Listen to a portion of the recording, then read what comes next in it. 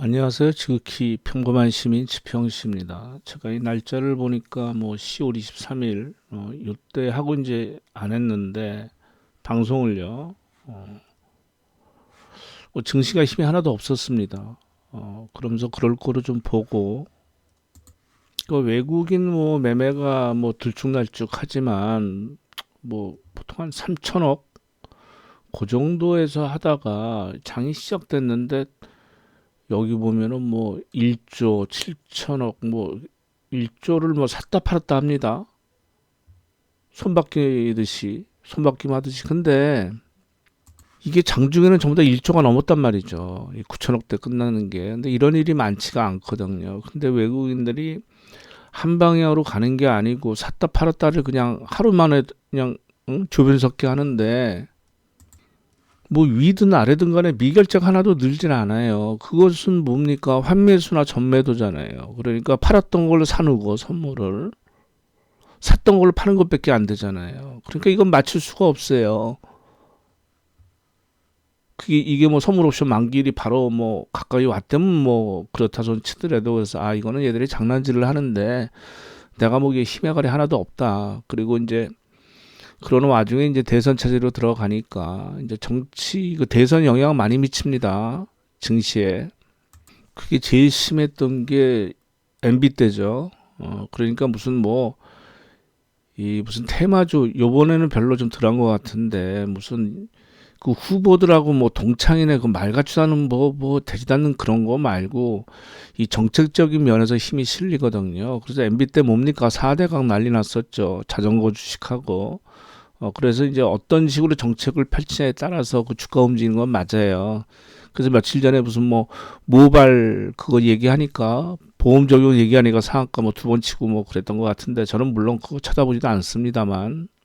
그래서 이재명 지사가 요번에 그 3%란 프로 뭐 다 보셨을 거로 보이는데 3% 보시면은 많이 대비가 될 겁니다. 두 후보가 따로따로 나와서 있는 그 얘기를 했으니까요. 그래서 이재명 지사는 제 생각하고 똑같습니다. 증시에서 국부를 창출하는 겁니다. 예? 그리고 왜 연기금이 우리나라 시장 규모가 작다고 미국 시장 주식은 사나요? 미국 시장이 오르니까 사는 거죠. 우리 시장이 올라 보십시오. 이게 두 배 같다고 생각해 보세요. 그때 외국인들 들어왔을 때 주면 되잖아요. 연기금에서. 그러면서 이제 부동산 시대는 거의 끝물이고, 이제 자본시장 이쪽으로 이제 투자가 활성화될 거로 보고, 또 그런 정책을 피겠다는 얘기죠. 이재명 후보 얘기는. 부동산 올라서 소비에 진척이 안 됩니다. 경제 발전에 하등에 도움이 안 됩니다. 이 증시가 올라서 개인들 주머니에 돈이 생겨야 소비를 하는 거지. 부동산 하는 사람이 그거 벌었다고 해서 그게 소비가 됩니까? 자동차 한 대 사고 많은 거지. 그러니까 다수가 벌어야지 이 소매 유통서부터 돌아가는 거죠. 하다못해 뭐 치킨을 사 먹든 옷을 사든 뭐 좀 더 벌었으면 차를 사든 뭐 많이 번 사람 집을 뭐 바꾸고 뭐 이렇게 되는 거죠. 아파트 10채 갖고 있는 사람이 뭐 합니까? 돈 벌면 빌딩 사죠. 그 뭐 자기 돈 가지고 삽니까? 또 은행 빚 같이 내서 사죠. 여러 채 사죠. 성공하면 뭐 합니까? 해외 나가서 해외 부동산 투자합니다. 국내 아무런 도움이 안 돼요. 그래서 좀 이따 뭐 물적 분할, 일적 분할 뭐 그 얘기 뭐 잠깐 하겠는데 요새 보면 그 뭐 정용진 신세계 뭐 정치적인 발언을 이 사람 말을 많이 하던데 이거 기업인으로서 굉장히 안 좋습니다. 도움될 거보다는 마이너스 될 게 많죠. 이걸 또 정치권이 이용해 먹고 뭐 멸공 뭐 어쩌고 그러는데 얘들이 중국에서 사업을 하기가 싫나 왜 그러지? 저 같으면 여기 관계된 주식 다 팔아버립니다. 이 리스크는 언제 튀어나올지 몰라요. 왜? 이 조동아리 어떻게 나불릴지 모르니까. 그리고 얼마 전에 그 오스템 이거 뭐 한번 터졌죠. 그래서 지금 뭐 재무팀장인가는 그 범인이 잡혔는데 뭐 기사에서는 뭐 어쩌고 뭐 미스테리하다 그러는데 미스테리한 거 하나도 없어요. 제가 보기에는 물론 이제 저 개인적인 혼자 생각이지만 해외로 튀거나 뭐 할 마음이 없으면은 이 친구는 그런 거죠. 그 횡령한 돈에 일부를 많은 돈을 빼돌려서 배째를 하는 거예요. 도망 다니면 뭐합니까? 어차피 잡힐 텐데 몸으로 떼고 나오겠다는 얘기예요. 전관 예우 있지 않습니까? 금으로 바꿨잖아요. 또 현금화 시켜서. 음? 정가도 없겠다. 뭐 한 10년? 10년 뭐 이렇게 채우고 뭐 일가족 자기 친척까지 뭐 먹고 살겠다. 뭐 자기 형제들 뭐 그런 생각인가? 저는 그런 느낌이 드는데 물론 저 혼자 생각입니다. 그리고 규모가 너무 크고 이 회사 규모에 있어서 왜 현금이 그렇게 많이 있지? M&A 하려고 그랬나? 이게 지금 분기마다 회계 감사를 하지 않습니까? 그러니까 10월 달에 돈 빼서 12월에 메꿔놓으면 되는 거 아니에요. 예를 들어서. 근데 규모가 너무 커. 주식을 냅다 그 동진세미큼 그렇게 질러가지고 제가 보기에는 그냥 제 생각인데 재무팀장 하면서 이게 비자금을 좀 관리하지 않나 싶습니다. 예? 그래서 물타기가 되겠죠. 이게 무슨 돈인지 서로 섞여버리니까. 저는 그런 생각이 좀 드는데. 그러면서 그러겠죠. 도둑 맞고, 금부치 산데 도둑 맞고, 카지노 가서 좀 날리고, 뭐, 유흥비로 좀 쓰고, 그 다음 나 저 몰라요. 잘못했습니다. 뭐 그러겠죠. 이런. 이게 지금 LG화학 주봉입니다. 지금 100만 원 넘었다가 60만 원까지 떨어져서, 예? 한 40% 빠졌었죠. 이거 왜 그렇습니까, 이거? 예? 물적 분할한다고 그렇게 된 거죠. 그리고 CJ EM&M 얼마 전에 발표했죠. 예? 이거 보십시오. 나 이거 하나 걸려가지고 지금 짜증나네, 이거. 이거 도둑질이에요, 도둑질. 그러니까 이건 범죄입니다. 이거 법으로 막아야 돼요, 지금 이거. 지금 그런 얘기들이 나오는데, 공매도도 공매도지만, 그거는 룰을 지키면 되는 거고, 이거는 인적 분할은 같은 회사를 같은 비율로 나누니까 주주 배정을 하니까 아무 관계가 없는 거죠. 근데 물적 분할을 왜 합니까? 이거는 무조건 수익 주주 피해고 지배주주는 이득을 보는 구조인데 주주가치 이색되고 LG화학 보십시오. 2차 전지 지금 돈 되지 10년 전에 그 마이너스 나던 거 화학 이거 그때 호황이니까 거기에 얹혀가지고 마이너스 나더라도 2차 전지의 꿈을 먹고서 이 주주들이 보유했던 거 아니에요.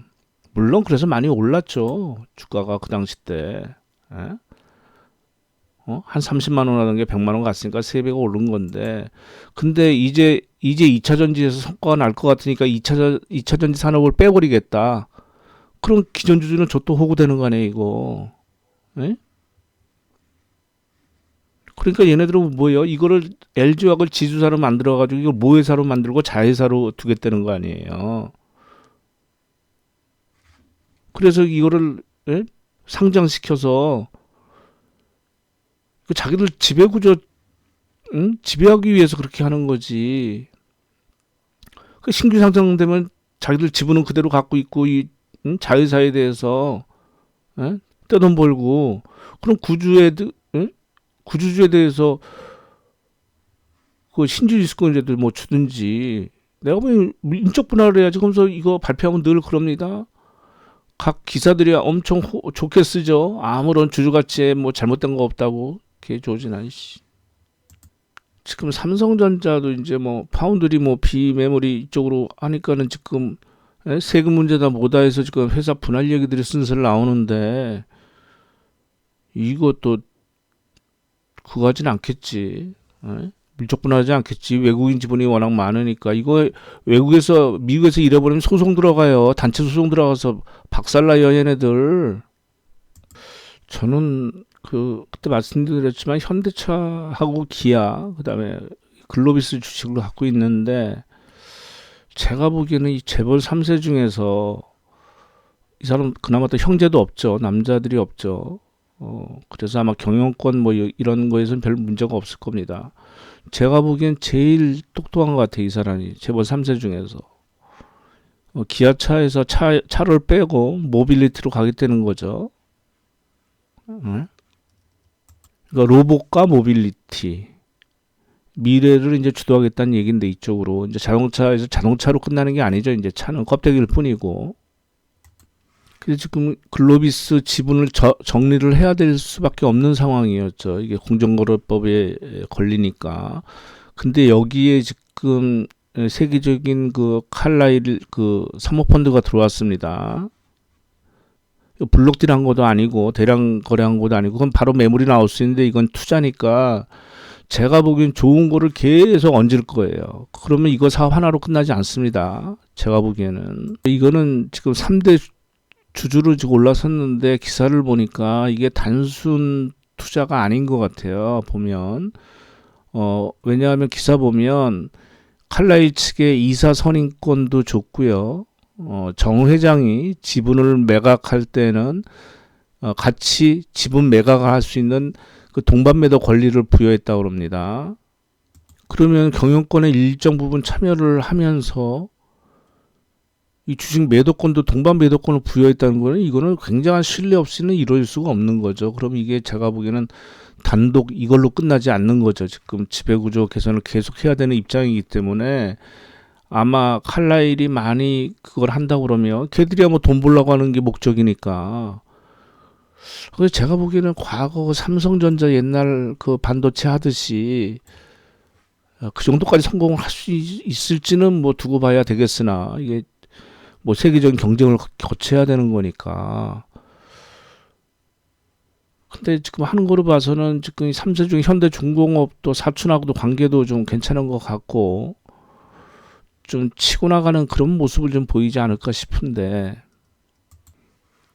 그 글로비스는 지금 이거는 이제 자전 돌린 거죠 이제 칼라이 거. 그리고 기관 매수가 있는데 이게 주로 지금 연기금이란 말입니다. 우리나라 연기금 팔기 바빴었는데 그러니까 이게 12월 달부터 사기 시작한 거예요. 글로비스를 뭐 15만 6천 원서부터 지금까지 계속 사고 있는 거니까 18만 원까지. 그러면서 이 모비스도 좀 봐야 되겠죠 이제는. 지배구조 이제 계속 개편하면서 이제 모비스 지분을 넓혀야 될 테니까요 상황이. 그래서 아마 이 현대차 그룹은 이거는 뭐 물적 분할 이런 거 안 하겠지. 그건 말이 안 되지. 거기다가는 이거 빨리 막아야 됩니다. 이거 물적 분할하는 거. 이 조그만 회사들이야 뭐 그렇다 손 치더라도. 그리고 또 이 추정 시기가 가까우면 코스닥 그 되지도 않는 기업들 또 뭐 법정 관리가 가고 상폐 얘기 나오는데 그런 투자는 하지 마십시오. 그냥 우량 기업으로 해서 이렇게 편히 하는 게 낫지. 이게 뭐 될지 안 될지는 모르겠으나 제가 보기엔 현대차 그룹이. 그리고 또 이제 우리나라도 계속 금리를 올릴 텐데 뭐 미국도 내년에 어떻게 될지 모르니까 미국 뭐 연준 제가 그전부터 말씀드렸지 않습니까? 걔네들은 시장을 대응을 하는 거기 때문에 늘 좋은 얘기를 하고 시장을 받치려고 합니다. 언제 금리 인상한다고 그랬어요 올해? 그런 말 안 했었잖아요. 2023년까지 금리 인상 없다고 그랬지 않습니까? 그런 거 믿지 마세요. 살리려고는 무슨 말을 못 합니까? 그리고 물가 뭐 일시적이다 하더니 지금 말 쏙 들어갔잖아요. 이게 중국과의 관계가 이러는데 지금 이게 일시적이겠습니까? 이게 뭐 어디서 어떤 게 털릴지 모르는데 이게 물류라는 게 이렇게 무르듯이 흐르는 건데 그거를 단절시키고 나서 무슨 뭐 말도 안 되는 소리 하고 있어. 그래서 아마 자산들 좀 일정 부분 좀 거품이 낀 것들은 좀 빠지는 거 아닌가 싶은데 저는 좀 암호화폐를 조금 사놨거든요. 그 지금 손실이 나 있는데 여기서 더 빠지면은 그 더 추가 매입을 할 겁니다. 그러니까 이게 좋은 거는 딱 하나 그거 있죠. 한번 주문 내면 계속 유지가 된다는 거. 이 주식처럼 매일 뭐 주문 내도 안 돼도 되는 거니까. 뭐 저 일정 부분 사놓은 게 있으니까 저 밑바닥에 깔아놓고서 들어오면 들어오고 말면 말고 하는 그런 심정입니다. 지금 뭐 이 가상화폐 이거 빠져, 암호화폐 빠져, 부동산 꺾여 이제 주시장도 어쩔지 몰라요. 그러니까 저는 그래도 우린 대선이 있고 또 이재명 지사가 이쪽으로 해서 국부를 창출한다고 그러면 좀 다른 모습으로 올 수가 있어요. 왜 우리는 1년 내내 오른 게 없잖아요. 1년 내내. 근데 제가 보기엔 미국 시장 조심해야 됩니다. 이제는. 그 기사 보니까 코스닥 아니죠. 나스닥이죠. 미국. 나스닥 10개 종목 중에 4개 종목은 최고점 대비 뭐 50% 빠졌다고 그럽니다. 40%인가 50% 빠졌다고 그러는데 그러니까 이제 소형주나 별 볼일 없는 우리나라 주식하고 똑같이 되는 거죠. 거기다 미국도 금리를 세워 올리네 이런 얘기 나오는데 한 개 금리 제로 베이스에서 겨우 풀칠하고 뭐 돈 풀고 해서 그냥 채권 매입해줘서 버텼던 회사들은 이제 부실한 기업들 하나하나 사라지는 겁니다. 미국도. 근데 기계가 매매를 하니까, AI가 매매를 하니까 한순간 꺾인다 그러면 어느 날 5% 빠져오면은 그때 박살 나는 거예요. 근데 또 우리나라는 제발 좀 안 그러길 바라고, 우리는 옳은 게 없기 때문에. 요새 좀 그렇지 않습니까? 미국 빠지는데 우리 아침에 빠졌다 오후에 좀 반등 나오면서 멈춰 있잖아요. 아, 요거 하나 말씀드려야 되겠구나. 지금 증권사가 지금 매매 규모를 키웠습니다. 지금 합성 매매를 하는데 요 권리부인 28일까지 샀습니다. 요 보이시죠? 권리부인 날에 1조 4,500억 샀다가 그 다음날 1조 5천억 패버렸습니다. 그러면서 계속 팔았습니다. 1월 7일까지. 그죠? 이건 뭐 1조 단위로 판 적도 이렇게 있습니다. 몇천씩 팔았죠. 대신에 선물은 어떻게 했죠? 선물은 여기 좀 산수량이 더 많죠. 그러니까 합성 매매하는 겁니다. 그러니까 요게 바뀌어서 이거 보십시오. 이제 예를 들어 삼성전자입니다. 외국인은 쭉 샀죠. 기관은 쭉 요거 샀다. 저 권리부까지 샀죠. 28일까지 사고 그다음 날 쭉 팔았죠. 여기 어디입니까? 이거 딱 나오죠. 금융투자증권사. 얘들 합성 매매하는 겁니다. 그러니까 거꾸로 제 얘기가 드리는 말씀 결론은 뭐냐면 거꾸로 얘들이 선물을 팔고 현물을 살 거예요. 그럴 때가 올 겁니다. 조만간에. 그러면은 지수 관련주들이 더 오르게 돼 있죠. 그럼. 그러니까 그거는 좀 참고하십시오. 증권사 움직이는 걸 좀 보셔야 될 것 같아. 그래서 그 말씀 드리려고 한 거니까요. 아마 그 타이밍이 좀 가까워진 거 아닌가. 저는 그런 생각을 해봅니다. 예, 감사합니다.